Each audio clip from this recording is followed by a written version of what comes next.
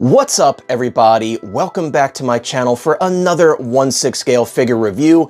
As you can see, today we're going to be taking a look at the recently released Hot Toys DX Artisan Jack Sparrow, the DX39. I want to give a massive shout out to my friends over at toysassemble.com for sending this figure out for the purposes of this review. They have some of the fastest and most reliable day one shipping on many different 1/6 scale collectible figures. I will put a link in the description below. I highly recommend checking them out. They also have some of the best prices around, so thank you so much, Toys Assemble. I look forward to possibly working with you more in the near future. Anyways, guys, it's time to dive in. We got to give this figure the artisan treatment. So to start this off, let's take the outer slipcover off of the box and see how it arrives to you when it lands on your doorstep. In true DX Artisan fashion, you are greeted with some fancier packaging here. You do have a foam-backed top cover with some really nice graphics here of Jack Sparrow in different poses. Once you move that out of the way, you have those familiar laser cut cutouts around the stuff in the top of the box. I love that it says genuine leather belts and boots here. We'll talk a bit more about that later. Also, it does mention the wool hair implementation because this is the artisan version. This is just really nicely done. This is the DX experience we're always looking for. I feel like lately the DX stuff hasn't been as DX as we're used to, but this is definitely really nice to see. Upon removing that top laser cut piece of cardboard, you can see everything laid out here in the box. So without further ado, let's take all the accessories and the figure out of the art box and take a closer look at all of the details. As someone who owns the WB100 Wonder Woman, I can say Hot Toys has definitely come a long way with their head sculpt cases. The one that came with that Wonder Woman was basically a massive rectangle, way bigger than this one. They've definitely streamlined it and made it a bit more fancy and elegant looking. I love that it has that little nameplate there on the front. It says Jack Sparrow, although that's Captain Jack Sparrow to you, Hot Toys.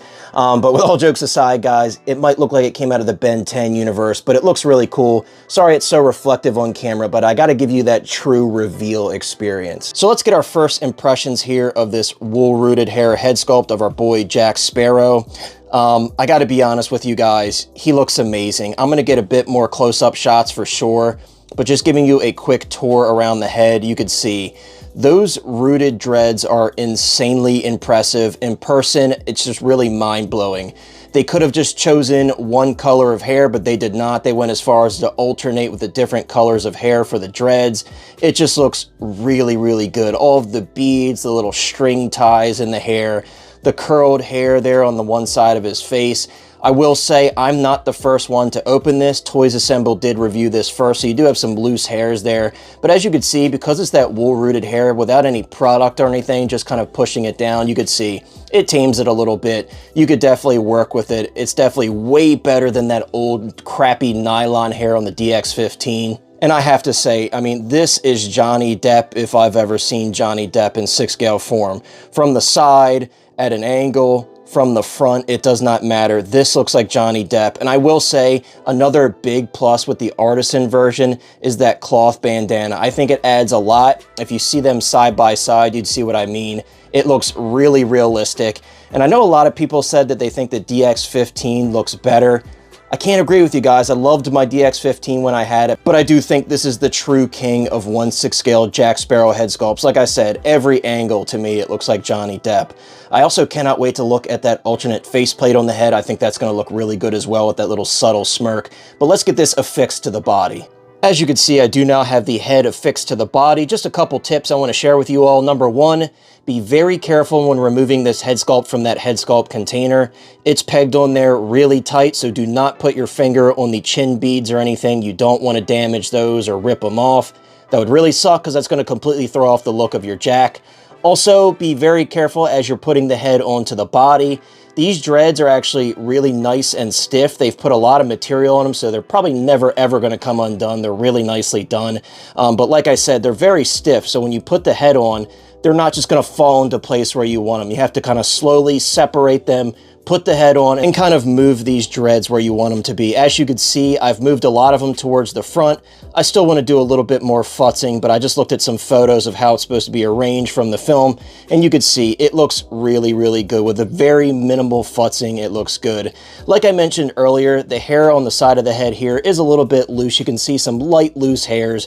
This isn't my personal copy. I don't get to keep this, so I'm not going to add any product to it, but I still think out of the box, considering this has already been opened once by someone else, it looks very good, and I'm really happy with how this looks. Before we go fully in depth on the body though, I do want to take a look at some of the accessories. One thing I really always admired when I owned the DX15 was the depth of paint and materials they used on the hands. I always thought they were some of the coolest hands that came with any figures that I owned. There are 10 total hands included with this set, 2 being pre-installed on the figure. And as you get closer up, you can see there's a lot to like about the hidden details here on this figure.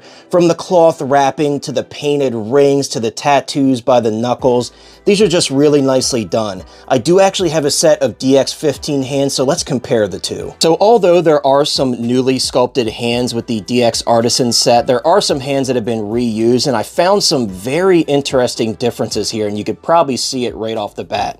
So on the right, we have the DX15 hand, and on the left, we have the DX Artisan hand. First things first, as you can see, those little leather pieces, quote unquote leather pieces because they're sculpted in between the knuckles are actually still sculpted in on this hand on the left from the Artisan version, but they're not painted. So you can see they're painted in there on the DX15, but for some reason they didn't paint them in. I don't know why. I don't know if that was inaccurate or if that was a factory mistake, but that's very interesting. We'll have to take a look at a couple of the other hands. But also you can see the fabric pattern has changed a little bit, and also the colors are different. I feel like it just looks a bit more crisp on the Artisan, whereas on the DX15, it's a bit of a cloudiness to it, if you will. With all intents and purposes, though, they look about the same. The paint apps are maybe slightly better on the DX Artisan, but truly it's not that noticeable because they're just hands. Here's another very interesting comparison. You have, again, the DX15 on the right, Artisan on the left. Number one, you could see that they removed that black smudge there. It's not present on the DX Artisan version. I don't know why. The ring definitely looks more realistic though on this hand. Maybe it's just the paint apps doing that. If you look close up, the DX Artisan hand has some airbrushed in veins that aren't present there on the DX15. So that kind of shows that upgrade there in paint technology since the DX15 came out. But apart from that, it does look like the exact same sculpt, just some better paint apps and some things have been changed. So just one more comparison to further prove my point. As you can see, on the left, we have again our DX Artisan, on the right, our DX15, and those little like sculpted in leather pieces in between the knuckles are not painted in. So that's very weird. Again, I don't know if that's a factory error or if they're just being lazy with it when they reuse the hands, but definitely a little disappointing. And just for comparison's sake, as you can see, I have all of the hands that I could see have been reused. I think I have a full DX15 hand set. I could be wrong, but at least in my possession from what I have, these are the 4 between the 2 that I could see have been reused. Unfortunately, the hat is still pleather. It's not real leather. It does look very good. It looks nice and aged, as you could see. Unfortunately, I don't have the DX15 hat to compare, but I think they look very similar from my memory, if not exactly the same. You can see I have 2 swords in my hand, but one is not like the other. I'm sad to report, guys, as you remove the DX Artisan sword from the sheath, it is not real metal. The DX06 and the DX15 both had a real metal sword, and unfortunately, Hot Toys has ditched that in this set. I will say it does look really good. You can see there's some nice subtle weathering on it, but I really liked that die-cast sword that came with the other versions. So, of course, for comparison's sake, I will show you the DX Artisan sword with the DX15 sword. Again, the DX15 sword, you can see it's much shinier because it is real metal, it's die-cast. It's really nicely done, it's not super heavy. You can see the sculpt and everything has been reused. It's almost identical apart from the material used. Like I said, the DX Artisan sword still looks really nice. You're not missing out on too much, but there's just something to that die-cast metal that makes it really cool. We do have his 2 flintlock pistols and his dagger that comes with a little sheath. If memory serves me correctly to the DX15, these are exactly the same. I could definitely see some updates with the paint apps. They do look a bit more realistic, but apart from that, expect the exact same sculpt. I will say, I think this black pearl in the bottle accessory is definitely better than the one that came with the DX15. If I remember correctly, this has a lot more dirt and weathering on it. This looks very realistic. I like what they've done with this accessory. You even have that little wax seal on the end of the bottle. This is really cool and it looks really nice. Again, I'm going to repeat myself a lot, but these look like the exact same sculpts from the DX15. I do love how this compass looks. I think it's really nicely done and it does close with a really solid mechanism. All right, I'm going to tell you this right now. This lantern accessory is just downright disrespectful because when we got that DX Ahsoka way back when and it came with that lantern, Hot Toys did not make it light up. But of course, for Jack Sparrow, they didn't want to do him as dirty, so he does include a compartment to put batteries. And once you flip the light on, it actually looks pretty damn realistic. I think they did a great job on this, weathering that metal to make it look aged. You can see that slight fogginess to the faux glass there. The color tone of the light, this is really nicely done. The handle itself seems like it's probably very brittle, so don't like try to bend it or anything like that because you'll probably break it. But again, this is such a disrespectful accessory, but I can't hate it because it just looks so damn good.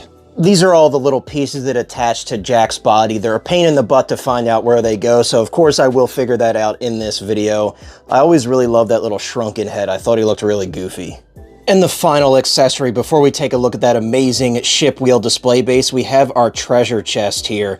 This looks amazing. The hinges are really nice. I'm not worried about them breaking as long as you're careful. You could see the details and all the little doubloons in there. It just looks really good, and this is very fitting for a pirate like Captain Jack Sparrow. So of course, the base actually comes in multiple parts. You have your base portion here with the wood and the waves and everything, and you have our ship wheel.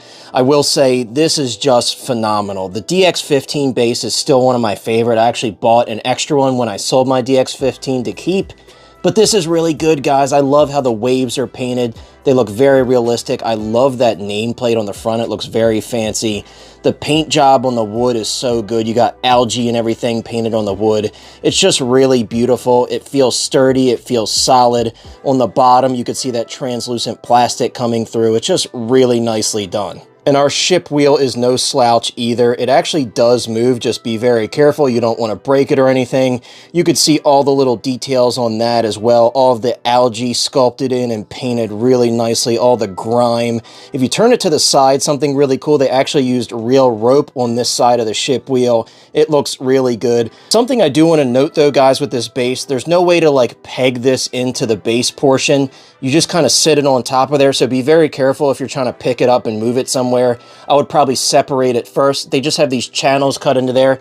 I'll try to do it on camera, but it just kind of slots in, and that's how it's done. So be very careful when you're posing Jack up, because I could see this falling off as you're putting his hands around those pegs on the wheel. Finally, we can take a look at the body a little bit more in depth before we close out this video. So I will say, as a previous DX15 owner, but I don't have it in hand to compare, some things with the outfit and the body feel familiar, where some things are a bit different. I will say the coat feels very similar. It feels like a very similar material. It seems like maybe they added some more buttons on the back here. I can't say that for sure without having the other one in hand, but I don't remember it having this many buttons on the back. I could be wrong, but it does look very good. It also does have plenty of wiring in the bottom, and the wiring is not like super thick to where it's like bouncy or anything, but it feels pretty decent. The cut and sew on everything is really nice. Some things I want to point out, as mentioned by Hot Toys, everything here is not real leather. Some of it is. From what I understand, these two belts right here, the waist belts, are real leather. The rest of this stuff here, that snake skin, that cross holster that holds the sword, that is all pleather. So unfortunately, I don't know what the limitation was there with giving us real leather for everything. Probably some weird excuse from Hot Toys, but yes, this is not all real leather. Maybe it has to do with the patterns on it. They weren't able to do that with real leather. I have no idea, but it does suck, but I just want to point that out. This is real leather. This all is not. Also, the other thing mentioned by Hot Toys that's real leather are the shoes. These look very similar in pattern to the other shoes that came with the DX15. I like the weathering there on the cuffs of the boots.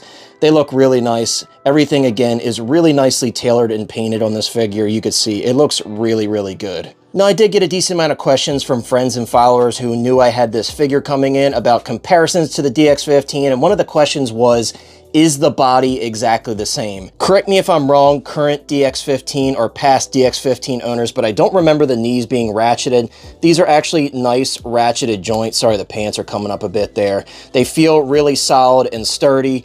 The elbows are not ratcheted, but they are really tight. I do like how that body feels. It does feel nicer than the DX15 body. Also, I did not mention, pre-installed on the figure, you do have two like sword holding hands. Can't remember what came pre-installed on the DX15, but that's what you get with the DX Artisan. And yeah, again, guys, it just looks really stunning. I think this definitely is an upgrade after having it in hand over the DX15, but I will say there are some reused parts present here between the hands, the accessories, some of the belts and everything.